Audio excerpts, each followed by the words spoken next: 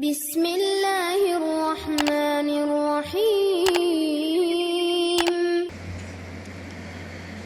يا أيها الذين آمنوا اتقوا الله حق تقاته ولا تموتن إلا وأنتم مسلمون يا أيها الناس اتقوا ربكم الذي خلقكم من نفس واحدة وخلق منها زوجها وبث منهما رجالا كثيرا ونساء واتقوا الله الذي تساءلون به والأرحام إن الله كان عليكم رقيبا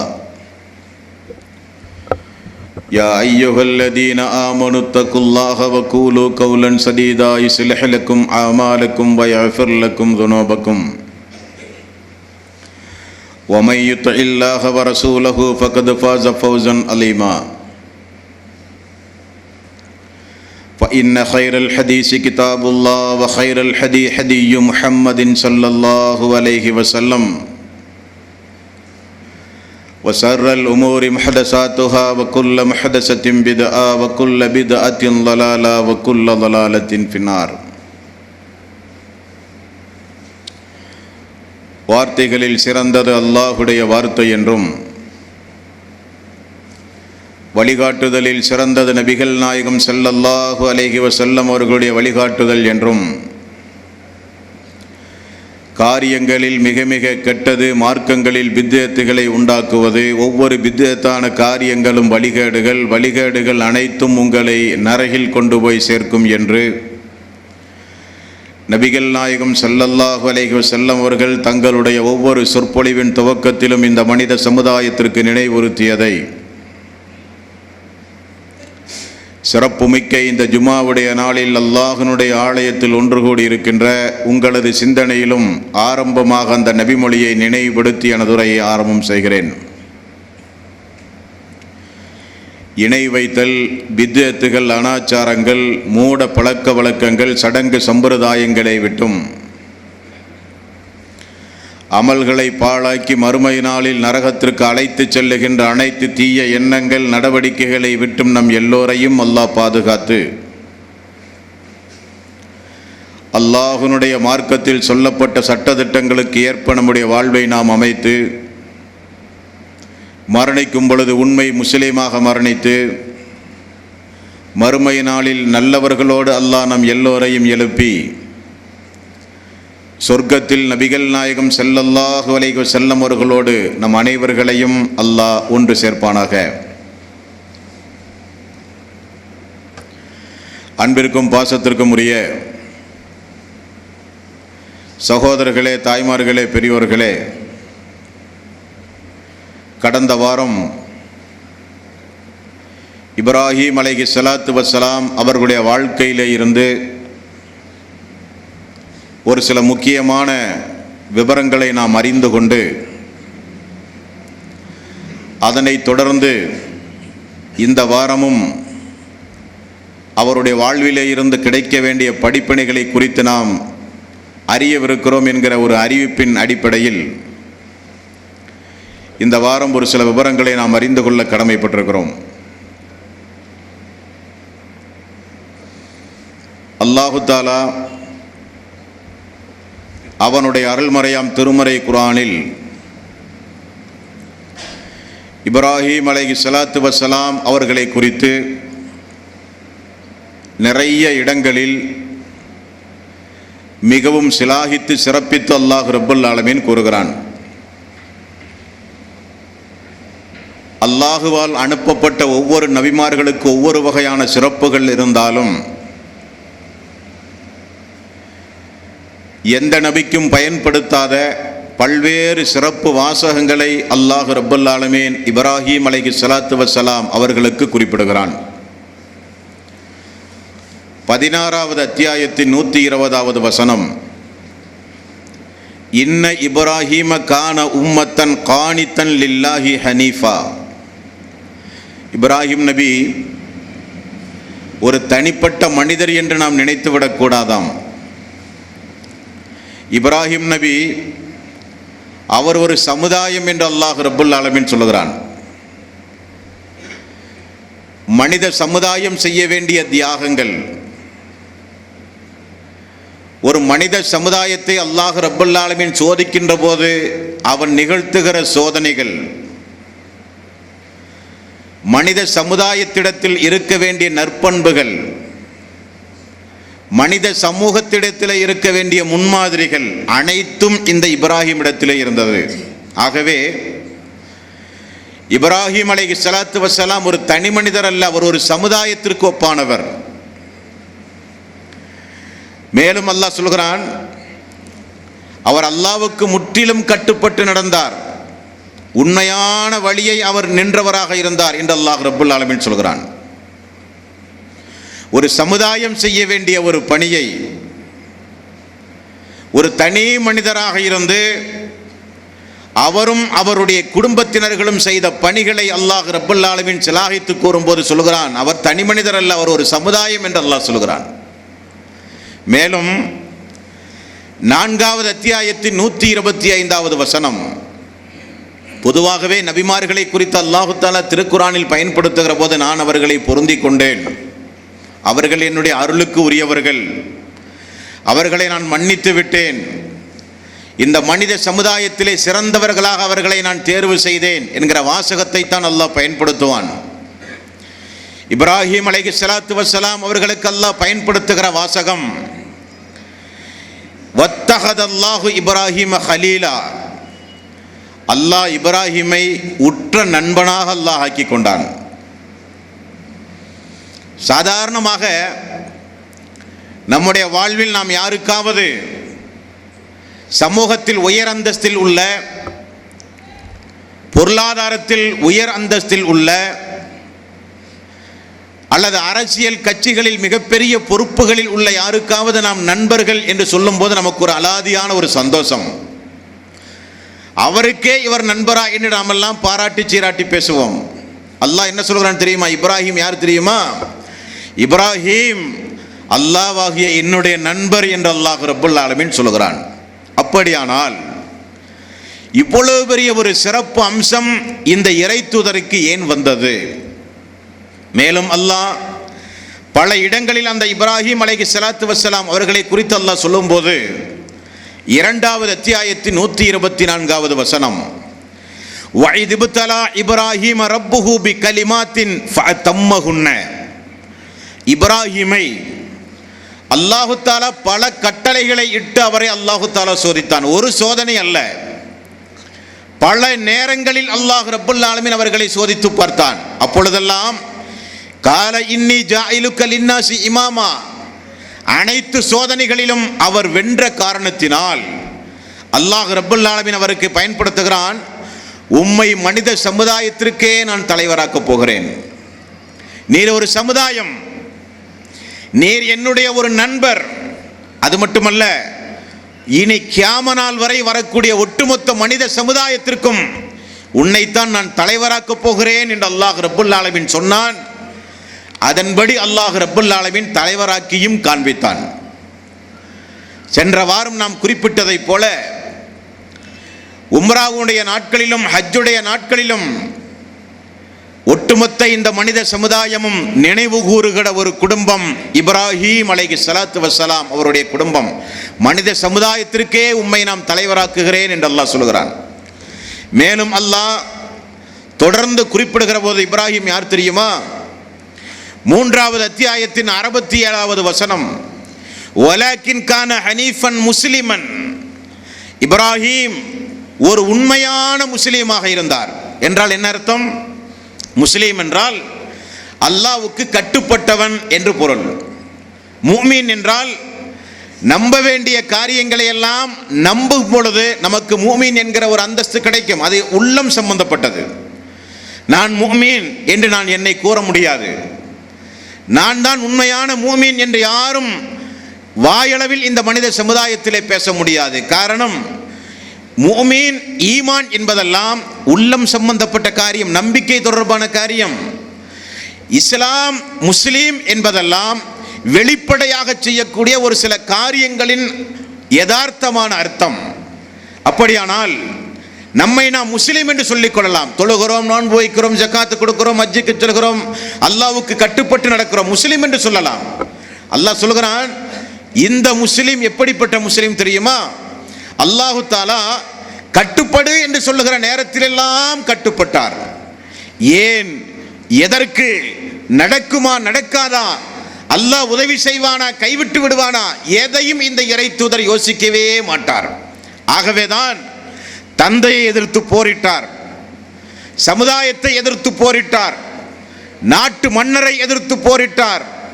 அல்லாஹு தாலா எதையெல்லாம் கட்டளையாக பிறப்பிக்கிறானோ எல்லா கட்டளைகளையும் செய்கிற ஒரு உண்மையான முதன்மையான முஸ்லீமாக இந்த இப்ராஹிம் அலைஹிஸ்ஸலாத்து வஸ்ஸலாம் அவர்கள் இருந்தார்கள் என்று அல்லாஹ் ரப்பல் ஆலமீன் சொல்கிறான். மேலும் அல்லாஹ் தொடர்ந்து சொல்கிறான், 3வது அத்தியாயத்தின் 95வது வசனம், குல் சதகல்லாஹ், அல்லாஹ் உண்மையே பேசுகிறான், அல்லாஹ் உண்மையே பேசுகிறான். ஃபத்தபி மில்லத இப்ராஹிம் ஹனீஃபா, ஆகவே இப்ராஹிமுடைய மார்க்கத்தை நீங்கள் பின்பற்றுங்கள், அவர் உண்மையான வழியில் நின்ற ஒரு இறை தூதர் என்றும் அல்லாஹ் ரப்பல் ஆலமீன் சொல்லுகிறான். மேலும் அல்லாஹ் சொல்லுகிறான் 60வது அத்தியாயத்தின் 6வது வசனம், லக்கத் கான லக்கும் ஃபீஹிம் உஸ்வத்துன் ஹஸனத்துன் லிமன் கான யர்ஜுல்லாஹ வல் யௌமல் ஆகிர், இந்த இறை தூதரிடத்தில் உங்களுக்கு அழகான முன்மாதிரிகள் உண்டு. யார் அல்லாஹுவையும் இறுதி நாளையும் நம்பி தன்னை முஸ்லீம் என்று பிரகடனப்படுத்தி இந்த உலகத்தில் வாழ்கிறானோ அவருக்கு இந்த இறை தூதரிடத்தில் நிறைய முன்மாதிரிகள் உண்டு என்றும் அல்லாஹ் ரப்பல் ஆலமீன் சொல்லுகிறான். இவ்வளவு சிறப்புகளை தாங்கி இந்த உலகத்தில் வாழ்ந்த இறை தூதருக்கு அல்லாஹ் ரப்பல் ஆலமீன் செய்த கிருபைகள், அவன் செய்த கருணை, அவன் நிகழ்த்திய அற்புதங்கள் கொஞ்ச நெஞ்சம் அல்ல.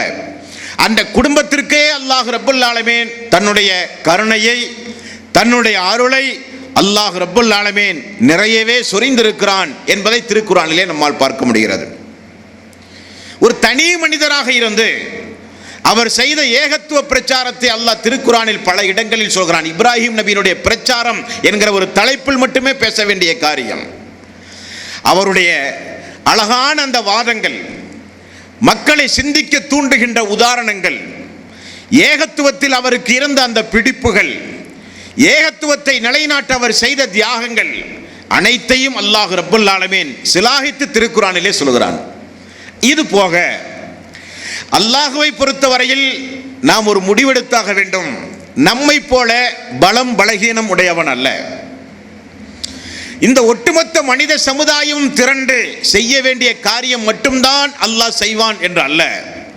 அறிவுக்கே எட்டாத, மனித சமுதாயமே திகைத்து போகிற, எந்த லாஜிக்கும் ஒத்து வராத காரியங்களை எல்லாம் நிகழ்த்துகிறவன் தான் அல்லாஹ் ரப்பல் ஆலமீன். அதை இப்ராஹிம் அலைஹிஸ்ஸலாத்து வஸ்ஸலாம் அவர்களுடைய வாழ்விலே அல்லாஹ் ரப்பல் ஆலமீன் நிகழ்த்தி காட்டி இந்த மனித சமுதாயத்திற்கு சொல்கிறான், நான் அவரை அப்படி காப்பாற்றினேன் என்று சொல்கிறான். ஊர் மக்கள் எதிர்த்தார்கள், நாட்டினுடைய இருக்கிற மன்னன் எதிர்த்தான், குடும்பத்திலே இருக்கிற தந்தை எதிர்த்தார். எல்லோரும் சேர்ந்து இப்ராஹிம் அலைஹிஸ்ஸலாத்து வஸ்ஸலாம் அவர்களுக்கு கொடுத்த தண்டனை என்ன தெரியுமா? என்ன தண்டனை? மிகப்பெரிய ஒரு குழி வெட்டி அந்த குழியிலே தீ மூட்டி அந்த தீயிலே அவரை தூக்கி வீசுங்கள் என்கிற ஒரு தண்டனை பிரகடனம் செய்தார்கள். அன்றைக்கு இப்ராஹிம் அலைஹிஸ்ஸலாத்து வஸ்ஸலாம் அவர்களும் அவருடைய குடும்பத்தில் இருக்கிற அவருடைய மனைவியும் தவிர யாரும் இஸ்லாத்தை ஏற்கவில்லை. அப்படிப்பட்ட ஒரு ஊர் அந்த ஊர். குழி வெட்டினார்கள், தீ மூட்டினார்கள். இப்ராஹிம் அலைஹிஸ்ஸலாத்து வஸ்ஸலாம் அவர்கள் கொண்டு வந்து நிப்பாட்டப்பட்டார்கள். உடனே ஜிப்ரீல் அலைஹிஸ்ஸலாத்து வஸ்ஸலாம் அவர்கள் வந்து ஏதாவது உதவி வேண்டுமா என்று கேட்டபோது, அல்லாஹுவிடத்தில் என்னுடைய எல்லா பொறுப்புகளையும் நான் ஒப்படைத்து விட்டேன், அவன் என்னை பாதுகாப்பான், ஹஸ்புனல்லாஹு வ நிஅமல் வக்கீல், பாதுகாப்பதில் தலை சிறந்தவன் என்னுடைய ரப் என்று சொன்னார். அல்லாஹ் எந்த நெருப்பு குண்டத்தை மூட்டி தன்னுடைய நண்பர், ஒரு சமுதாயத்திற்கு ஒப்பானவர், உலக மக்களுக்கெல்லாம் இமாமாக திகழக்கூடிய தன்னுடைய ஒரு நண்பரை இந்த மனித சமுதாயத்தை சார்ந்தவர்கள் தீயில் தூக்கி வீசுகிறார்கள் என்றவுடன் அல்லாஹ் தீய்க்கு ஒரு கட்டளை பிறப்பிக்கிறான். 21வது அத்தியாயத்தின் 69வது வசனம், குல்னா யா நாரு கூனி பர்தன் வ ஸலாமன் அலா இப்ராஹிம், நெருப்பே இப்ராஹிமுக்கு அதை குளிர் தரும் இடமாக நீ ஆக்குவாயாக என்று அல்லாஹ் ஒரு கட்டளை பிறப்பித்தான். நெருப்பிலே தூக்கி வீசினார்கள். அந்த நெருப்பு சுடுகிற அந்த நெருப்பை அல்லாஹ் ரப்பல் ஆலமீன் குளிர் தரும் இடமாக அல்லாஹ் மாற்றி தன்னுடைய தூதரை அல்லாஹ் ரப்பல் ஆலமீன் காப்பாற்றினான் என்று அல்லாஹ் திருக்குர்ஆனிலே சொல்கிறான். இப்படி குடும்பம், சமுதாயம், நாட்டிலே இருக்கிற மன்னர் எல்லோரும் இப்ராஹிம் அலைஹிஸ்ஸலாத்து வஸ்ஸலாம் அவர்களை எதிர்த்த போது இப்ராஹிம் நபி இனி இந்த மக்கள் அல்லாஹுடைய மார்க்கத்தை பின்பற்ற மாட்டார்கள் என விளங்கி அதே ஊரிலே இருந்து பிரச்சாரம் செய்வதை தவிர்த்து தனது மனைவியிடத்திலே கட்டளை பிறப்பித்தார். அல்லாஹ்வுக்காக வேண்டி நாம் ஹிஜ்ரத் செய்ய போகிறோம். சொந்த நாட்டை துறந்து, தன்னுடைய குடும்பத்தார்களை துறந்து, தான் வாழ்ந்த பகுதியை துறந்து அல்லாஹ்வுக்காக வேண்டி நாம் ஹிஜ்ரத் செய்து வேறு ஊர்களுக்கு சென்று இந்த ஏகத்துவ பிரச்சாரம் செய்வோம் என்று அல்லாஹ்வுக்காக வேண்டி ஹிஜ்ரத் செய்ததை அல்லாஹ் சொல்கிறான். 29வது அத்தியாயத்தின் 26வது வசனம், வகால இன்னி முஹாஜிருன் இலா ரப்பி, நான் என்னுடைய ரப்பை நோக்கி நான் ஹிஜ்ரத் செய்ய போகிறேன் என்று கூறிவிட்டு தன்னுடைய அருமை மனைவி சாரா ரலியல்லாஹு அன்ஹா அவர்களோடு ஹிஜ்ரத் செய்த சம்பவம் ஹதீஸிலே பார்க்க முடிகிறது. என் அருமையான மனைவி. பொதுவாகவே ஒரு குடும்பம் எப்படி திகழ வேண்டும் என்பதற்கு முன்மாதிரியான குடும்பம் மனைவி, மக்கள், மக்களுடைய மக்கள், பேரப்பிள்ளைகள் எல்லோரும் அல்லாஹ்வுக்கு கட்டுப்பட்டவர்களாக, உண்மை முஸ்லீமாக எந்த அளவுக்கு திகழ்ந்தார்கள் என்பதை நம்மால் பார்க்க முடிகின்றது. நிறைய பேர்களுக்கு அல்லாஹ் ரப்பல் ஆலமீன் மனைவிமார்களின் மூலம் சோதிப்பான். திருக்குர்ஆனில் அல்லாஹ் சொல்கிறான், உங்களுடைய மனைவிகள் உங்களுக்கு எதிரிகள் என்று அல்லாஹ் சொல்கிறான். மனைவிமார்களின் மூலம் கூட அல்லாஹு தஆலா நூஹ் அலைஹிஸ்ஸலாத்து வஸ்ஸலாம் அவர்களை சோதித்தான், லூத் அலைஹிஸ்ஸலாத்து வஸ்ஸலாம் அவர்களை சோதித்தான். நபிமார்களுடைய மனைவிமார்களின் மூலம் கூட அல்லாஹ் சோதித்திருக்கிறான். ஆனால் இந்த இறை தூதருக்கு 2 மனைவிகள். அதில் முதல் மனைவி சாரா ரலியல்லாஹு அன்ஹா. அவர்களுடைய தியாகம் கொஞ்ச நெஞ்சம் அல்ல.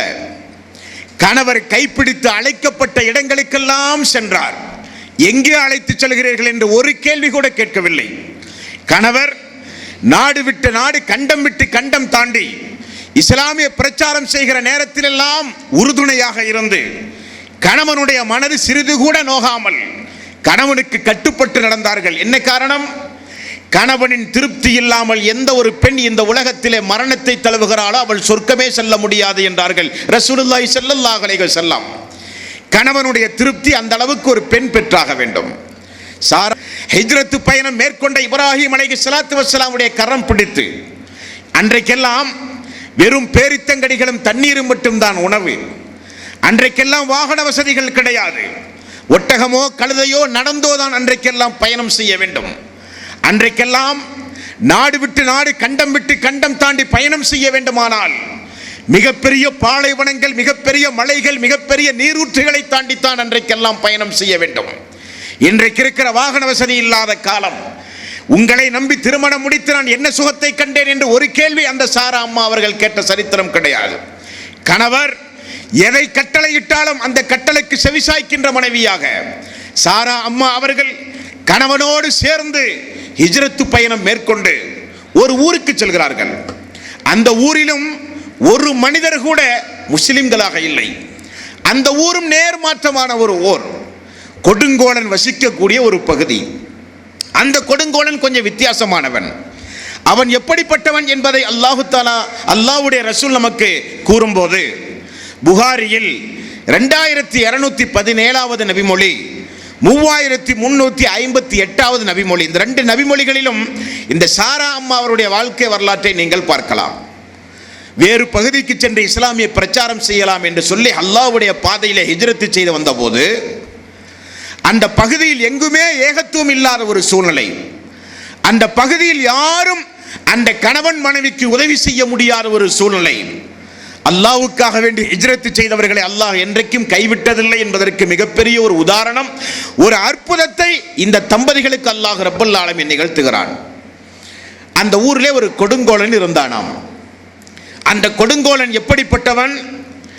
அவன் திருமணமான பெண்கள் யாராவது கண்ணை கவருகிற வகையில் அழகானவர்கள் யாராவது இருந்தால் உடனே அவர்களை அடைய வேண்டும் என்பது அவனுடைய எண்ணம். அந்த அடிப்படையில் தன்னுடைய ஊருக்கு ஒரு பெண்ணும் ஒரு ஆணும் வந்ததை அறிந்து தன்னுடைய சிப்பாய்களுக்கு கட்டளையிட்டு அந்த சாரா என்கிற பெண்ணை அழைத்து வாருங்கள் என்று கட்டளையிடுகிறான். சாரா அம்மா அவர்கள் அழைத்து வரப்படுகிறார்கள். பார்ப்பதற்கு அழகான ஒரு பெண். அழைத்து வரப்படுகிறார்கள். அழைத்து வரப்பட்ட அந்த சாராவை ஒரு அறையிலே தள்ளி எப்படியாவது அந்த அம்மாவை அனுபவிக்க வேண்டும் என்பதற்காக வேண்டி அந்த கொடுங்கோலன் முயற்சி எடுத்து கையை நீட்டுகிறான். கையை நீட்டியதுதான் தாமதம். அவனுடைய கையும் காலும் விளங்காமல் வலிப்பு நோயால் பூமியிலே அவன் துடிதுடித்து விழுந்தான் என்று ரசூலுல்லாஹி ஸல்லல்லாஹு அலைஹி வஸல்லம் அவர்கள் சொன்னார்கள். விழுந்த அந்த மனிதன் தனக்கு ஏதோ நிகழ்ந்ததை போல உணர்ந்து சாரா அம்மாவிடத்திலே தனக்கு உதவி வேண்டும் என கதறுகிறான். சாரா அம்மா அவர்கள், யா அல்லாஹ், அவரை நீ குணப்படுத்துவாயாக என்று பிரார்த்தனை செய்த மறு நிமிடம் அவன் குணமடைந்து நிமிர்ந்து நிற்கிறான். இரண்டாவது முறையும் அவன் பலாத்காரம் செய்ய முயற்சி செய்கிறான். இரண்டாவது முறையும் அதே போல காக்கா வலிப்பு நோய்க்கு ஆளாகிறான். இப்படி 3 முறை நிகழ்கிறது. 4வது முறை இந்த பெண்ணிடத்தில் ஏதோ ஒரு அற்புதம் உண்டு என்பதை புரிந்து தன்னுடைய சிப்பாயை உடனடியாக கட்டளையிட்டு அழைக்கிறான். சிப்பாய் வருகிறார். நீங்கள் அழைத்து வந்தது பெண்ணை அல்ல, ஒரு சைத்தானை அழைத்து வந்திருக்கிறீர்கள் என்று சொல்லி தன்னிடத்திலே அடிமையாக இருந்த ஹாஜரா என்கிற ஒரு பெண்ணை அழைத்து அந்த சாராவுக்கு அன்பளிப்பாக கொடுத்து நீங்கள் தயவு கூர்ந்து இங்கிருந்து சென்று விடுங்கள் என்று சொல்லி ஹாஜராவை பெற்றுக்கொண்டு சாரா அவர்கள் இப்ராஹிம் அலைஹிஸ்ஸலாத்து வஸ்ஸலாம் இடத்திலே வருகிறார்.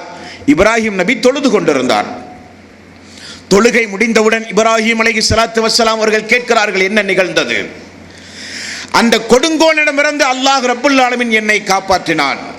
அல்லாஹு தஆலா உதவி செய்த பெண்களில் முதன்மையான பெண்.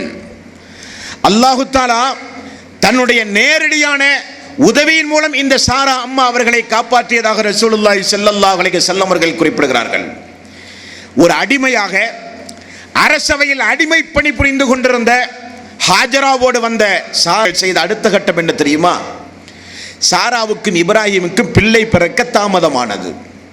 நீண்ட காலம் குழந்தை இல்லை. கணவனுடைய அந்த வருத்தத்தை புரிந்தார்கள் சாரா அம்மா அவர்கள். நம் மூலம் நம்முடைய கணவனுக்கு ஒரு சந்ததி கிடைக்கவில்லையே என்பதை புரிந்து அந்த கணவனுடைய மனது நோகாமல் இருக்க வேண்டும் என்பதற்காக வேண்டி ஹாஜராவை சாரா அவர்களே திருமணம் முடித்து கொடுத்த ஒரு முன்மாதிரி. திருமணம் முடித்து கொடுத்தால் அந்த ஹாஜரா அம்மா அவர்களும் சாதாரண பெண்ணாக திகழவில்லை. அதுவும் தியாகத்தின் உச்சிக்கே சென்று விட்டார்கள். கணவனின் கட்டுப்பாட்டுக்கு, கணவனுடைய கட்டளைக்கு கட்டுப்பட்டு நடக்கிற பெண்களில் இரண்டாவதாக ஹாஜரா அம்மா அவர்களை குறிப்பிடலாம். புகாரியில் 3364வது நபிமொழியில் ஹாஜரா அம்மாவுடைய தியாகம் பட்டியல் பட்டியலாக காண கிடைக்கின்றது. குழந்தை பிறந்தது.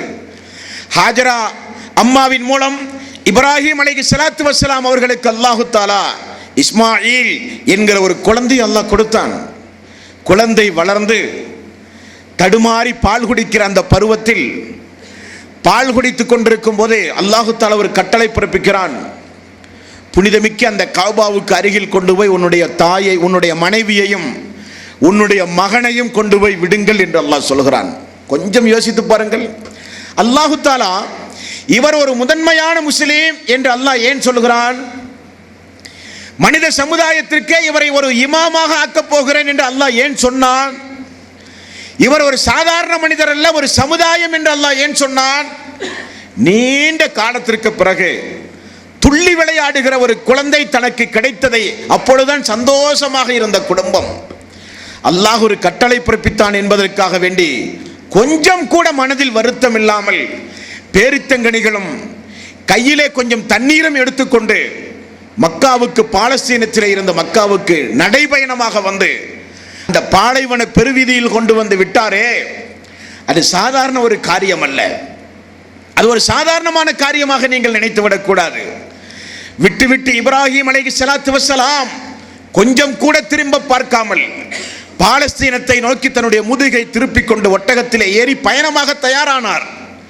ஹாஜரா அம்மா அவர்கள் கையில் இருக்கின்ற அந்த குழந்தையோடு இப்ராஹிம் அலைஹிஸ்ஸலாத்து வஸ்ஸலாம் அவர்களை அழைத்தார்கள். எங்கே செல்கிறீர்கள் எங்களை விட்டுவிட்டு? உங்களுடைய நோக்கம் என்ன, உங்களுடைய லட்சியம் என்ன என்று கேட்டார்கள். எந்த பதிலும் சொல்லவில்லை இப்ராஹிம் அலைஹிஸ்ஸலாத்து வஸ்ஸலாம். ஹாஜரா அவர்கள் இறுதியாக ஒரு கேள்வி கேட்டார்கள். இது அல்லாஹ்வுடைய கட்டளையா என்றார்கள். ஆமாம் என்று தலையசைத்தார் இப்ராஹிம் அலைஹிஸ்ஸலாத்து வஸ்ஸலாம். அடுத்த கணம் ஹாஜரா அம்மாவுடைய வாயிலே இருந்து வந்த வாசகம், அல்லாஹ் இந்த கட்டளை பிறப்பித்தால் என்னையும் எனது மகனையும் என்னுடைய ரப்பு பார்த்துக் கொள்வான், என்னையும் எனது மகனையும் எனது ரப்பு பார்த்துக் கொள்வான், நீங்கள் உங்களுடைய பயணத்தை தொடருங்கள் என்று ஹாஜரா அம்மா அவர்கள் கட்டளை பிறப்பித்தார்கள். இப்ராஹிம் அலைஹிஸ்ஸலாத்து வஸ்ஸலாம் நீண்ட ஒரு தொலைவு தூரம் சென்று தனது மகனுக்கு செய்த பிரார்த்தனையை சென்ற வாரம் நாம் பார்த்தோம். தனது குடும்பத்தார்களுக்கு செய்த பிரார்த்தனையை சென்ற வாரம் நாம் பார்த்தோம். ஹாஜரா அம்மா அவர்கள் அந்த பகுதியில் தன்னுடைய கை குழந்தையோடு வசித்துக் கொண்டிருந்த சம்பவத்தை அந்த ஹதீஸில் எடுத்து படித்து பாருங்கள், கண்களெல்லாம் கலங்கிவிடும். கொண்டு வந்த பேரித்தம்பழமும் கொண்டு வந்த தண்ணீரும் தீர்ந்தவுடன் குழந்தை பசியிலே அழ ஆரம்பித்தது. தாய் மடியிலே பால் இல்லாத சூழ்நிலை, குடிப்பதற்கு தண்ணீராவது கிடைக்குமா என்பதற்காக வேண்டி அங்குமிங்கும் ஓடுகிறார்கள் ஹாஜரா அம்மா அவர்கள். அழுகிற குழந்தையை கைமாற்றி பிடிக்க அன்றைக்கு ஆள் இல்லை. அழுகிற குழந்தைக்கு தொட்டில் கட்ட அங்கே வசதி இல்லை. ஒரு மரம் இருந்தால் கூட மரத்தினுடைய நிழலில் ஒதுங்கலாம் என்பதற்கு கூட மரம் இல்லை. குடிப்பதற்கு தண்ணீர் இல்லை, உண்பதற்கு உணவில்லை. பல்வேறு சக்தி வாய்ந்த விஷ ஜந்துக்கள் அங்குமிங்குமாக திரிகிற ஒரு பாலைவனத்தில் இப்ராஹிம் அலைஹிஸ்ஸலாத்து வஸ்ஸலாம் கொண்டு போய் விட்டவுடன் அந்த அம்மாவுடைய வாயில இருந்து வந்த வாசகம், எங்களுடைய ரப் என்னை கைவிட மாட்டான். இருப்பினும் குழந்தையினுடைய அழுகுரல் சப்தம் தாங்க முடியாமல் எங்காவது கண்ணு கட்டிய தூரத்தில் ஏதாவது ஒரு மனிதன் பயணம் செய்கிறானா என்று சஃபா என்கிற ஒரு மலையிலும் மருவா என்கிற ஒரு மலையிலும் ஏறி ஏறி ஓடினார்கள் ஹாஜரா அம்மா அவர்கள். ஒரு கட்டத்தில் திடீரென ஓடி வந்து பார்க்கும்போது குழந்தை கீழே படுத்துக்கொண்டு அழ ஆரம்பித்தது. மலைக்கு மேல் ஏறி அங்குமிங்குமாக ஓடும் போது ஒரு சப்தம் வந்தது ஹாஜரா அம்மாவுக்கு, நில்லுங்கள் என்கிற ஒரு சப்தம். ஹாஜரா அம்மா அவர்கள், நான் நிற்பது ஒரு புறம் இருக்கட்டும், எனது மகனுக்கு தாகம் தீர்க்கப்பட வேண்டும் என்று சொல்லி மீண்டும் ஓடுகிறார்கள். ஓடி ஓடி களைந்து தனது மகனுடைய நிலை என்ன என்று வந்து பார்க்கும்போது அங்கேதான் அல்லாஹ் ரப்புல் ஆலமீன் ஒரு அற்புதம் நிகழ்த்தி இருந்தான். ஜிப்ரீல் அலைஹிஸ்ஸலாத்து வஸ்ஸலாம் அவர்களை அல்லாஹ் அனுப்பி, ஜிப்ரீல் அலைஹிஸ்ஸலாத்து வஸ்ஸலாம் அவர்கள் தன்னுடைய ரெக்கைகளின் மூலம் பூமியிலே தோண்ட, அந்த பூமியில் தோண்டப்பட்ட நேரத்தில் வந்த தண்ணீர் தான் இன்றைக்கு ஜம்ஜம் தண்ணீர் என்று அழைக்கப்படுகிற அந்த புனித நீர். ரசூலுல்லாஹி ஸல்லல்லாஹு அலைஹி வஸல்லம் அவர்கள் சொன்னார்கள், ஹாஜரா அம்மா அவர்களுக்கு அல்லாஹ் கருணை புரியட்டும். ஹாஜரா அம்மா அவர்கள் வந்து அந்த ஜம்ஜம் நீரை பார்த்தவுடனே அவசரப்பட்டு அங்குமிங்குமாக பாத்தி கட்டி என்றால் தண்ணீர் எங்கும் ஓடிவிடக் கூடாது என்பதற்காக வேண்டி இருக்கிற மணலையெல்லாம் ஒன்று சேர்த்து ஒரு பாத்தி கட்டினார்கள். அம்மா அவர்கள் மட்டும் அதை கட்டாமல் விட்டுவிட்டிருந்தால் இந்த பூமியில் ஓடுகிற ஒரு ஆறாக நீங்கள் ஜம்ஜம் நீரை பார்த்திருக்கலாம் என்று ரசூலுல்லாஹி ஸல்லல்லாஹு அலைஹி வஸல்லம் அவர்கள் சொன்னார்கள். அந்த நீரை உட்கொண்டு குழந்தையும் மனைவியும் குழந்தையும் தாயும் அந்த பாலைவனத்து பெருவீதியில் வளருகிற சம்பவம் சுப்ஹானல்லாஹ் ஹதீஸ்களிலே நாம் பார்க்கத்தான் வேண்டும், ஹதீஸ்களிலே நாம் பார்க்கத்தான் வேண்டும். மெல்ல மெல்ல வளரும் போது இப்ராஹிம் அலைஹிஸ்ஸலாத்து வஸ்ஸலாம் அவர்கள் துஆ செய்தாரே, அல்லாஹுவே மக்களுடைய உள்ளங்களை எல்லாம் எனது மனைவி மகனின் மீது நீ திருப்புவாயாக என்கிற ஒரு பிரார்த்தனை செய்தார்கள். ஜுர்ஹும் என்கிற ஒரு கோத்திரத்தார்கள், அவர்கள் காட்டரபிகள், நாடோடிகள், எங்கெல்லாம் தண்ணீர் உண்டுமோ அங்கெல்லாம் தங்குகிற நாடோடிகள். அந்த நாடோடிகள் அப்படியே பயணம் செய்து வருகிறார்கள். திடீரென பயணம் செய்து வந்தால் தண்ணீர் இருக்கிற பகுதிக்கு மேல் ஒரு காகம் வட்டமிடுவதை பார்த்து, நிச்சயமாக இந்த காகம் தண்ணீரை பார்த்திருக்கத்தான் வேண்டும் என நினைத்து அவர்கள் ஹாஜரா அம்மா அவர்களை பார்க்க வந்தால் அங்கே தண்ணீர் இருப்பதை பார்க்கிறார்கள். நாங்களும் உங்களோடு சேர்ந்து குடியமரவா என்று சொல்லி அவர்களும் அங்கே குடியமர்ந்து, ஹாஜரா அம்மா அவர்கள் தண்ணீர் எடுத்து வெளியே செல்ல அனுமதிக்க மாட்டேன், வேண்டுமானால் குடித்துக் கொள்ளுங்கள் என்று சொல்ல, அந்த ஜுர்ஹும் கோத்திரம் மெல்ல மெல்ல மெல்ல மெல்ல சந்ததிகளை பெற்று வளர்த்தி ஆளாக்கியது. அதிலிருந்து தான் இஸ்மாயில் அலைஹிஸ்ஸலாத்து வஸ்ஸலாம் அவர்கள் திருமணம் முடித்து நல்ல பேசுகிற அரபி மொழிகளை கற்று வளர ஆரம்பித்தார்கள். அல்லாஹ் விடுவானா? இப்ராஹிம் எல்லா சோதனைகளையும் வென்றவர் என்று அல்லாஹ் ரப்புல் ஆலமீன் சொல்கிறானே, இரண்டாவதாக அல்லாஹ் என்ன செய்தான் தெரியுமா? பல நாட்களுக்கு பிறகு இப்ராஹிம் அலைஹிஸ்ஸலாத்து வஸ்ஸலாம் அவர்கள் தனது மகனை பார்க்க வருகிறார். மகனை பார்க்க வந்தவுடனே வந்த சந்தோஷத்தில் கொஞ்ச நேரத்தில் இப்ராஹிம் நபி சொன்ன வாசகம் என்ன தெரியுமா? மகனே, உன்னை அறுத்து பலியிடுவதாக அல்லாஹ் ரப்பல் ஆலமீன் எனக்கு கனவிலே கட்டளை பிறப்பித்திருக்கிறான். நபிமார்களுக்கு கனவின் மூலம் வஹி வரும், கனவின் மூலம் வஹி வரும்.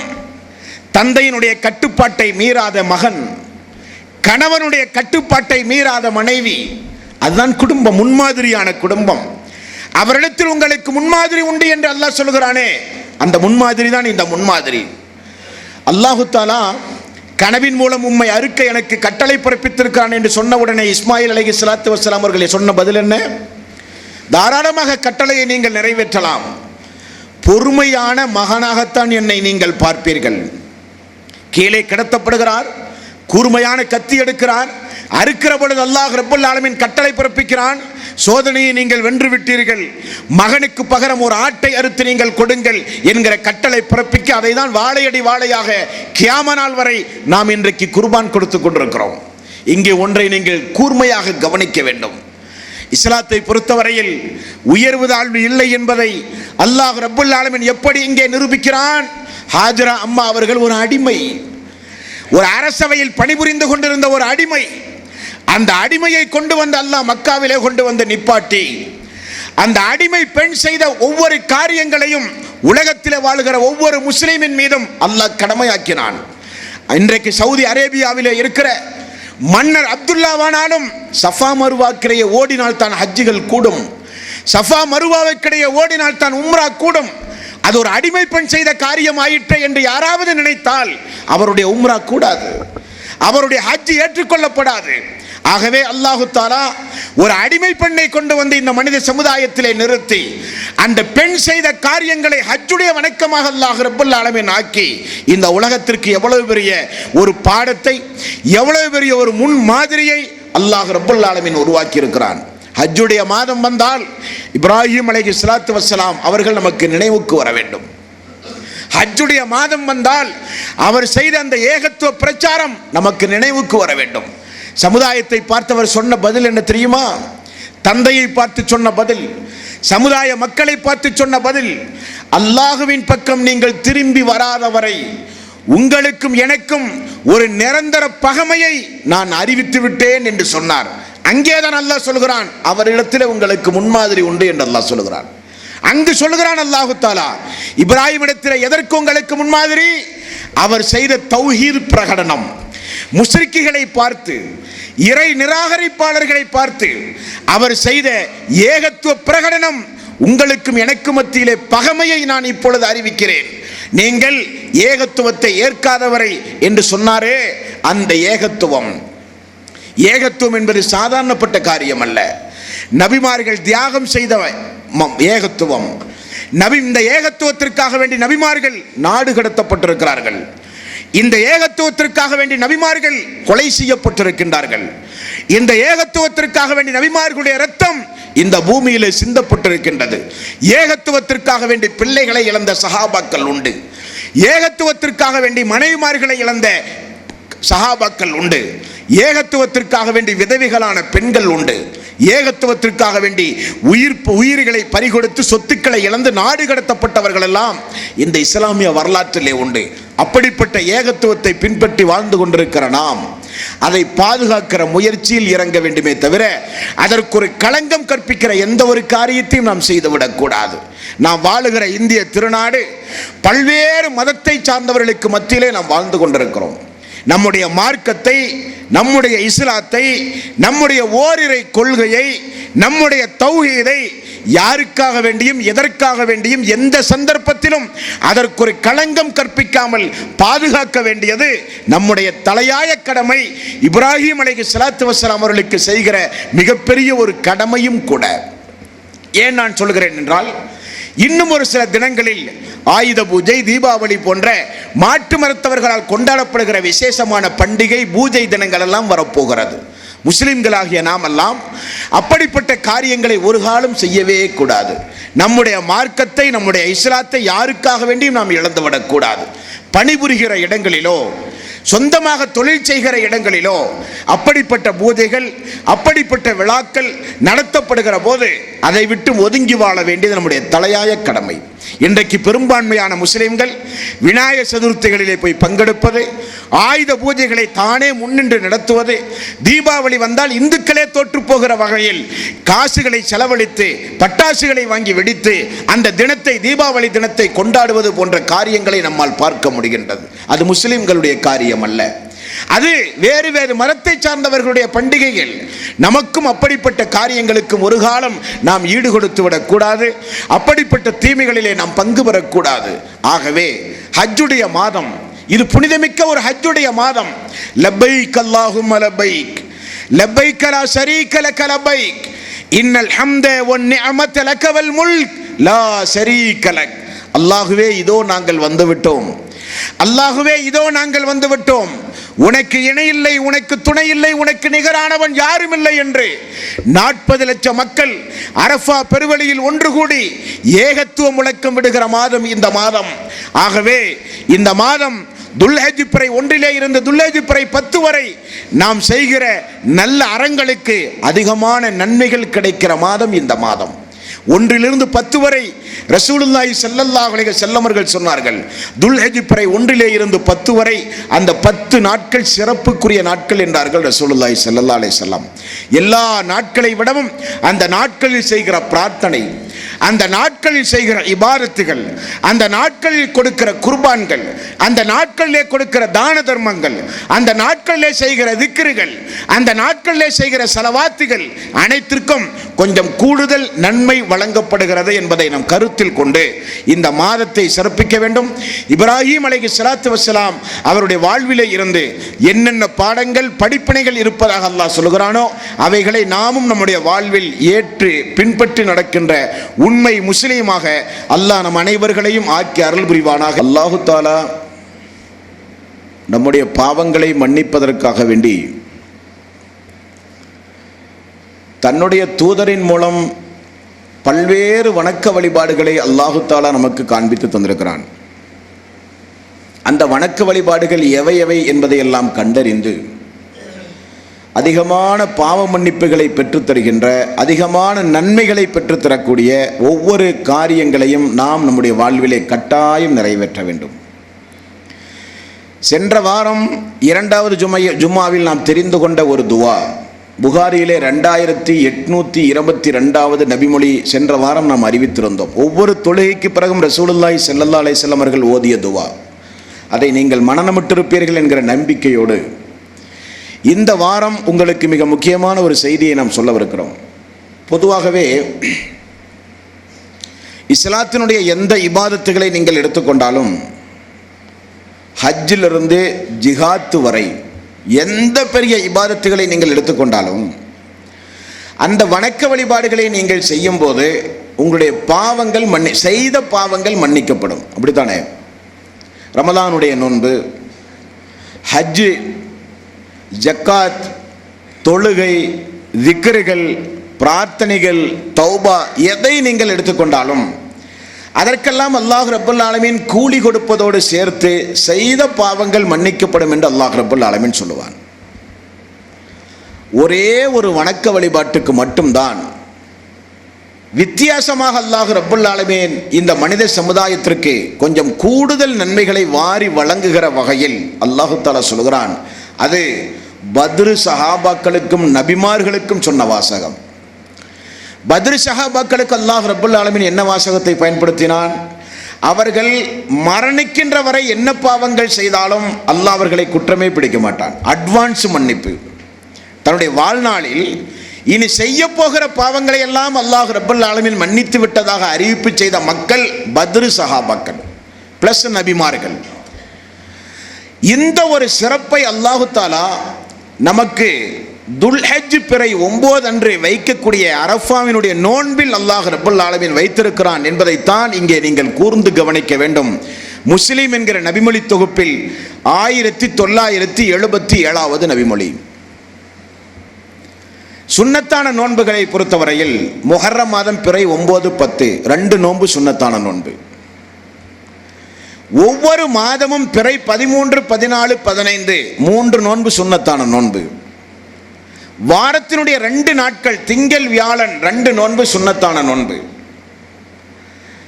ரமலானுடைய மாதம் முடிந்தால் சவ்வாலுடைய 6 நோன்புகள் சுன்னத்தான நோன்புகள். இந்த நோன்புகளுக்கெல்லாம் இல்லாத ஒரு சிறப்பு இந்த அரஃபாவுடைய நோன்புக்கு உண்டு. ஹாஜிகள் அரஃபா தினத்திலே ஒன்று கூடுகிற நாள். ரசூலுல்லாஹி ஸல்லல்லாஹு அலைஹி வஸல்லம் இந்த நோன்புக்கு என்ன சிறப்பு சொன்னார்கள் தெரியுமா? யார் அரஃபாவுடைய நாளில் நோன்பு வைக்கிறார்களோ, ஹஜ்ஜுக்கு செல்கிற மக்களுக்கு நோன்பு வைக்க அல்லாஹ்வுடைய ரசூல் தடை விதித்து விட்டார்கள். ஹஜ்ஜுக்கு செல்லாத ஊரிலே இருக்கிற மக்கள் யார் இந்த அரஃபாவுடைய நோன்பை நோக்கிறார்களோ, அந்த நோன்பு நோற்ற மக்களுக்கு அவர்களுடைய சென்ற ஒரு வருடத்தினுடைய பாவங்கள் மன்னிப்பு. இது 2013, 2012 பாவம் மன்னிப்பு. அது மட்டுமல்லவாம், ரசூலுல்லாஹி ஸல்லல்லாஹு அலைஹி வஸல்லம் அவர்கள் சொன்னார்கள், 2014 நீங்கள் செய்ய போகிற பாவங்களும் மன்னிப்பு. சென்ற வருடத்தினுடைய பாவ மன்னிப்பு, வரக்கூடிய ஒரு வருட காலத்தினுடைய பாவ மன்னிப்பு என்றால், நம்முடைய ஆயுள் காலத்தில் தொடர்ந்து இந்த அரஃபாவுடைய நோன்பை நாம் நோற்று வந்தாலோ மரணிக்கின்ற பொழுது பாவமற்றவர்களாக மரணிக்கலாம் என்கிற ஒரு அரிய வாய்ப்பு இந்த அரஃபா நோன்பிலே உண்டு என்பதை நாம் மறந்துவிடக்கூடாது. ஆகவே இந்த நோன்பை நாமும் நம்முடைய குடும்பத்தார்களும் வராத மக்களுக்கெல்லாம் இந்த செய்திகளை எடுத்துச் சொல்லி, இது சாதாரண நோன்பல்ல, வரக்கூடிய ஒரு வருடத்தினுடைய பாவங்களும் சேர்த்து நமக்கு மன்னிக்கப்படுகிற விசேஷ அந்தஸ்து படைத்த ஒரு நோன்பு என்பதை புரிந்து இந்த மொஹல்லாவிலே இருக்கிற முஸ்லிம் தாய்மார்கள், பெரியோர்கள் குடும்பமாக இந்த நோன்புகளை நாம் நோக்க வேண்டும்.